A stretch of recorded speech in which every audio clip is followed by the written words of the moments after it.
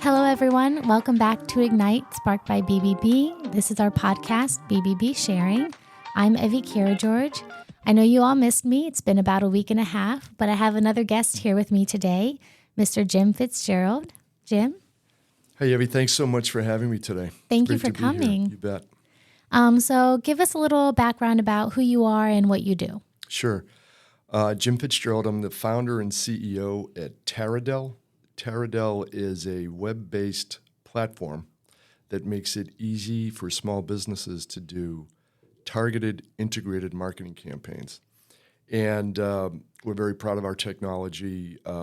It enables a user to create a campaign using multiple media to reach, again, a targeted audience, and they can complete the entire process in about the time it takes to make a cup of coffee. Wow. Yeah, it's pretty cool, and obviously the market seems to like it. We do business in all 50 states and Canada, and we've, as a result of the services we provide, we've been fortunate enough to make the Inc. 5000 list of fastest growing companies for 12 consecutive years. Nice. Wow. Yeah.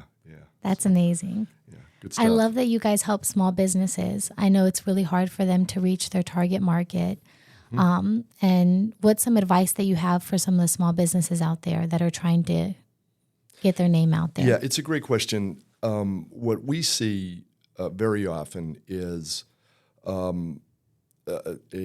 what we call a spray and pray approach to marketing, and very often the small business owner or manager isn't aware of some of the technology that's available. So, if you look at the larger companies, the Procter and Gamble's, the Fortune 1000 companies, they've got an army of analysts and marketers who can get very specific, leveraging all the tools that are available to them. And we've democratized that and made it available to the small business market. So with us, they can actually heat map their trade area. Oh, wow. Yeah, so let's say, they know most of their business comes within a 10-minute drive time of their business. They can go in and say, well, I know these demographic variables are much more likely, to use my product or service. And then we show them the postal carrier routes that have the highest concentrations of those demographics. Wow. So then they can just kind of pinpoint in a much smaller areas and finally reach them 7 to 12 times, which is kind of, the standard. A lot of folks will do a campaign once and hope the phone rings or people come to the shop, and oftentimes that doesn't work. So we encourage them to reach the audience, let's say with direct mail, but also the same folks with Facebook ads, next door ads, or display advertising. So email, for instance.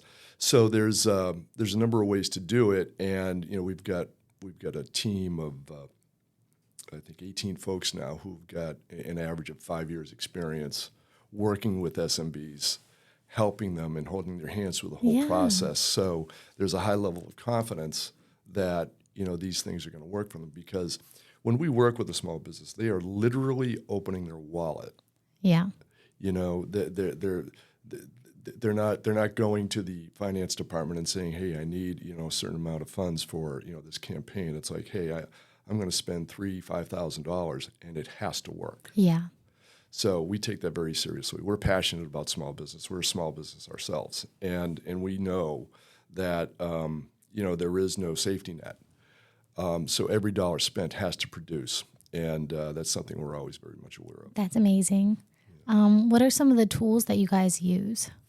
Well, so when you go to our site, you'll see this opportunity, as I mentioned, to heat map the area. But that heat map is made up of many layers of data. So at the base level, you've got like this Google Maps looking thing, and on top of that, we've got the TomTom drive time database built into it. We also have all the postal carrier routes, so you'll see all these polygons.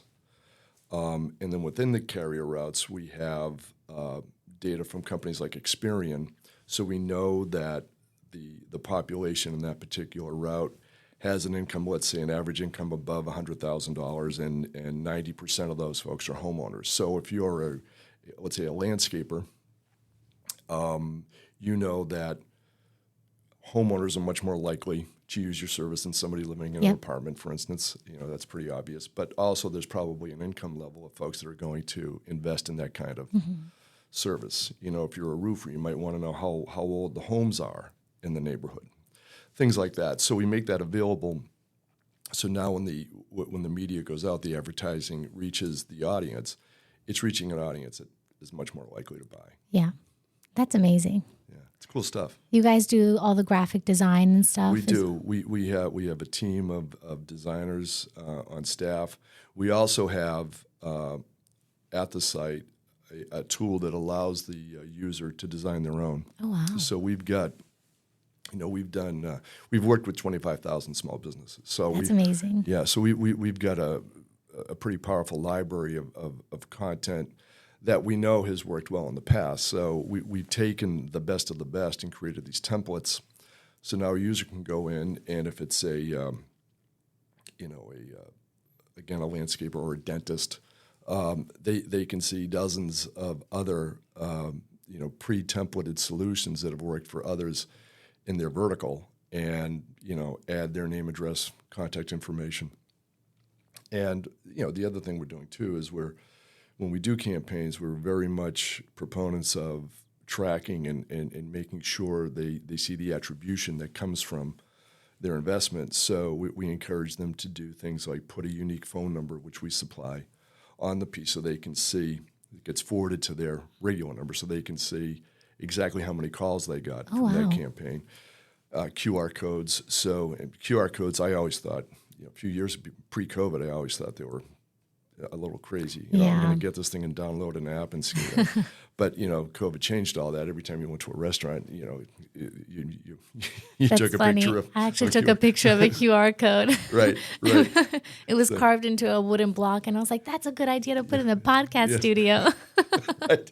So that, that's one of the, I guess, nice byproducts of COVID, if there is one. So, so now folks aren't afraid to use that because if they do want more information, it's readily available. So, so that's exciting. And finally, once they do a campaign with Taradel, they can go to their account on the site, and there's a dashboard where they can see everything that's happened so how many phone calls they got from the postcard, how many views they got on Facebook, how many opens they got from the emails, and then we iterate and we see what's working well, and then on follow-up campaigns we're optimizing what we learned from the first one. So it's a continuous process that only gets better. That's cool that you guys are monitoring that and then having them monitor it too.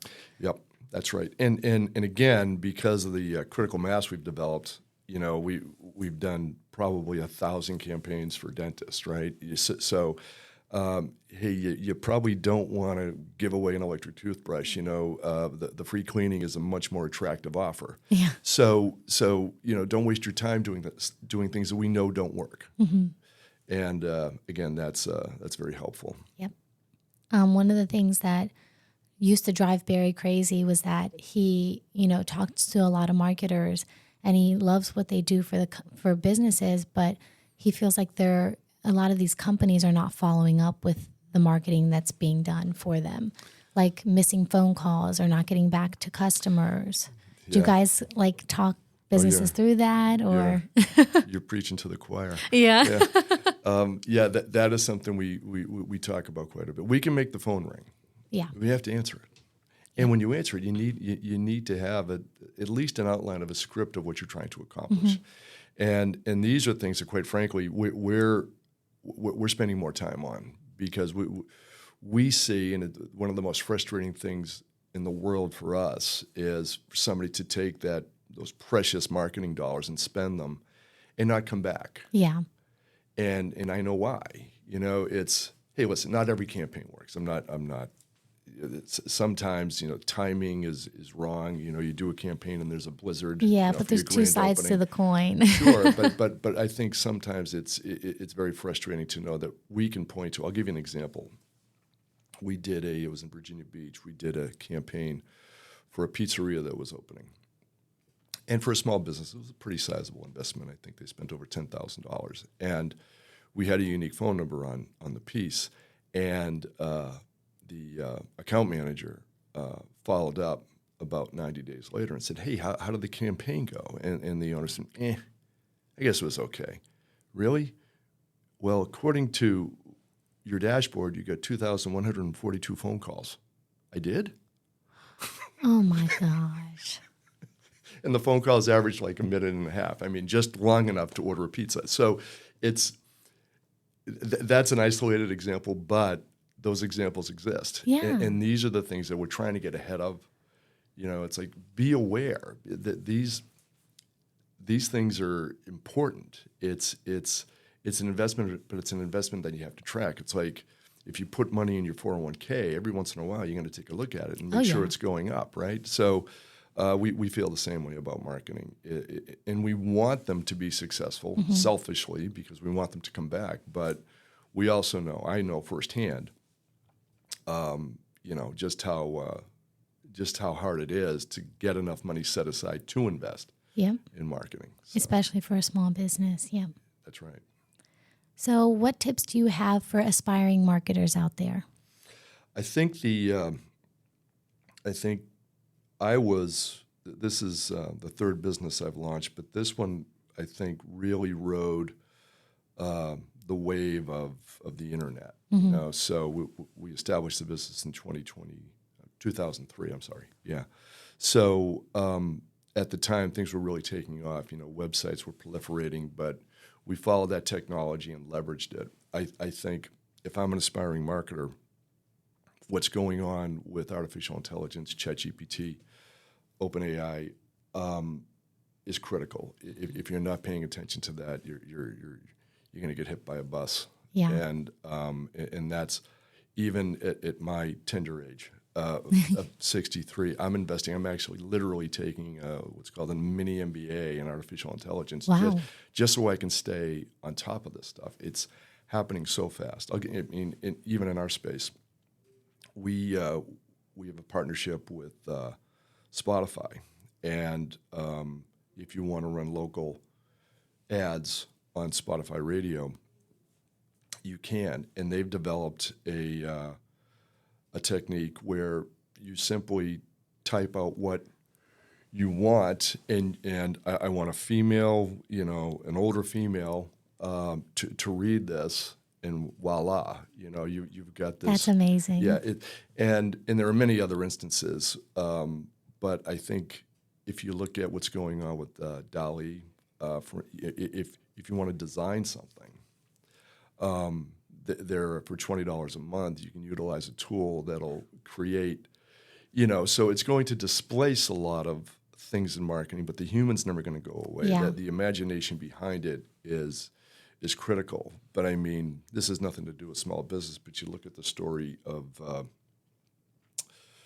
I'm trying to think of his name, big movie producer in Georgia.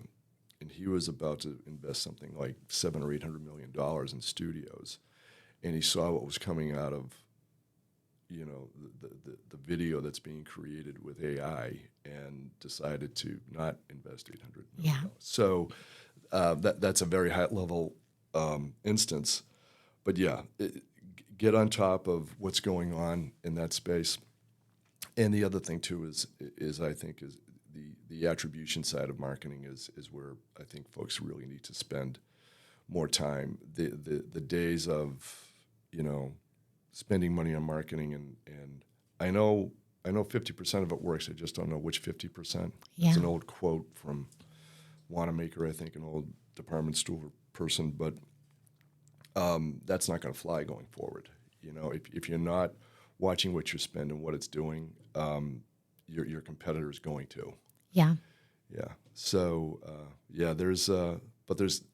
this is creating so much opportunity. I don't think people should be afraid of it. They should be rushing towards it. I agree. Learning is the best type of wealth that you can gain. A true RZR never said. Yeah. Couldn't agree more. I always tell Barry, I'm like, if I'm lost in thought, it's because I'm collecting all the information and grouping it and trying to understand. Yeah, and if you're somebody like me with ADD, wicked bad ADD, you need to carve aside time to do that.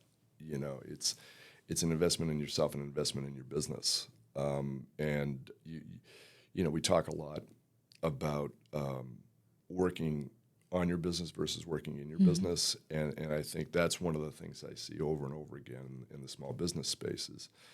You know, these folks are killing themselves. You know, they're doing everything. We even have a slide when we do a presentation. You know, it's a small business owner, and there's like 10 bullets beside him. You know, it's marketing, hiring, ordering. You know, and it never stops. And then you want me to sit down and figure out what's going on with artificial intelligence? Are you kidding me? Yeah. Well, yes. Yeah. My actually grew up with my parents are small business owners in Harrisonburg, Virginia. And I grew up in the restaurant and, you know, working alongside my mom and my dad and my siblings. Same thing in the restaurant. My sister manages it. My dad's there every day. Doesn't need to be, but he's there every day. Yep. You know, and same thing with their hotels. They're always in there. And I get so frustrated with them because I'm like, okay, I know I'm young. And I don't know everything. I don't know as much as you, but I know some things, and I have some tips. Yeah. It's tough. Folks get into a hard work. It's a great ethic. They get into a hard work habit. Yep. And they think they need eyes on. And you know, I get it. It's difficult. It's the most difficult thing. One of the most difficult things in the world is to run a small business successfully. Yeah. And to do it for, you know, years. 30 years, yeah. There's an enormous graveyard of small businesses that start and don't make it. So to make it past 5 or 10 years is a real accomplishment. But it's also, and it's testimony to the investment in time and energy that folks like your parents made. But it's also, it's a habit. Yeah. And breaking habits are difficult. We all know that. But if I'm going to offer any advice in this podcast, it's take some time to learn what's going on with technology, data, and AI.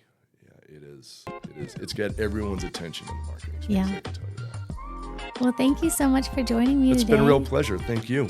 Everyone, thank you for listening in and for welcoming my guest here, Jim Fitzgerald. Remember to follow us on Ignite Sparked by BBB, Facebook and Instagram, and LinkedIn, BBB Serving Central Virginia. And don't forget to like and subscribe. Thank you.